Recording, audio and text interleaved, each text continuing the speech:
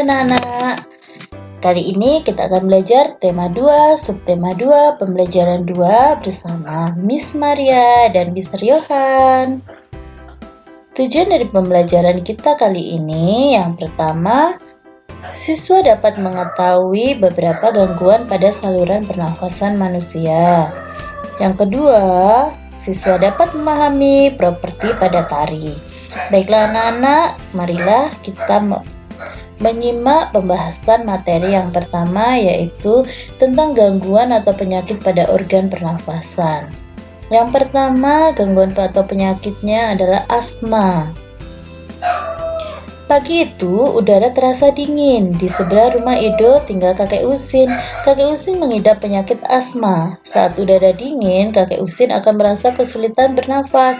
Kakek Usin biasanya akan segera menyemprotkan obat di dalam botol spray. Obat itu disemprotkan ke dalam tenggorokannya. Tak lama setelah itu, kakek Usin akan dapat bernafas lagi dengan lega. Tahukah kalian, asma merupakan penyakit penyumbatan saluran pernafasan yang disebabkan oleh alergi. Pencetus alergi misalnya udara dingin, rambut, bulu, kotoran, debu, atau tekanan psikologis. Coba perhatikan gambar berikut. Di layar kalian ada gambar bronkus yang normal dan bronkus yang sakit. Ada perbandingannya ya.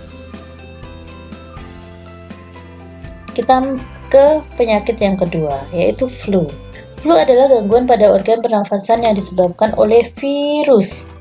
Gejalanya adalah sakit kepala, demam, kemampuan penciuman berkurang, hidung tersumbat oleh lendir, badan terasa letih, dan nafsu makan berkurang. Pengobatannya adalah minum obat sesuai dengan resep dokter. Yang kedua, meningkatkan daya tahan tubuh dengan mengonsumsi makanan sehat dan bergizi. Kemudian yang ketiga adalah bronkitis, adalah infeksi atau peradangan saluran bronkus yang biasanya disebabkan oleh virus.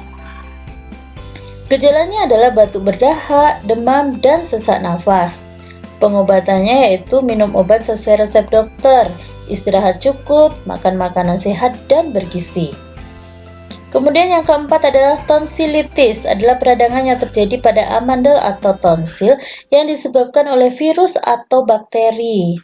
Perhatikan gambar yang terlihat di layar, itu adalah radang amandel. Gejalanya adalah tonsil membesar, menimbulkan rasa sakit, muncul selaput putih di sekitarnya.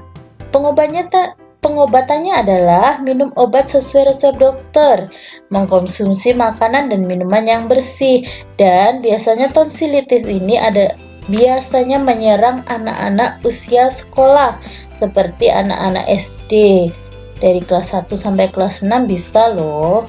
Jadi, untuk mencegah supaya tidak terjadinya radang amandel ini, harus memperhatikan makanan yang dikonsumsi dan usahakan mengkonsumsi makanan yang memang benar-benar dibuat oleh orang tua, yang disediakan oleh orang tua maupun orang-orang yang dikenal dan diketahui kebersihannya.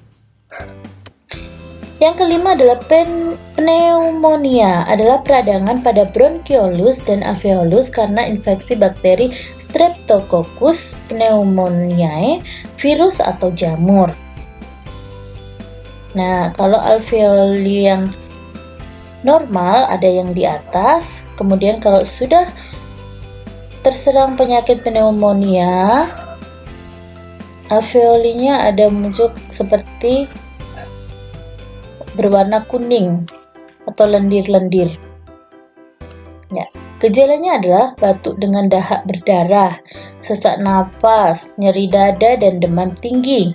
Kemudian pengobatannya minum obat sesuai resep dokter. Jadi kalau mengalami gejala yang seperti itu, lebih baik segera pergi ke dokter supaya mendapat penanganan dan segera sembuh. Kita lanjutkan ke materi kita yang kedua, yaitu tentang muatan SPDP, tentang properti dalam tari. Apa itu properti tari? Properti tari merupakan segala kelengkapan atau peralatan yang digunakan ketika pertunjukan tari. Fungsinya Pelengkap busana tari membantu menghidupkan karakter tokoh, menambah keindahan dalam tarian.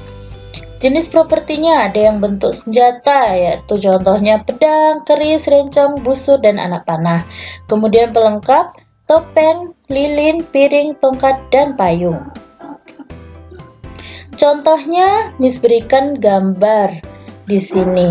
Yang pertama adalah nama tarian, adalah tari payung. Asal daerahnya Sumatera Barat, propertinya payung.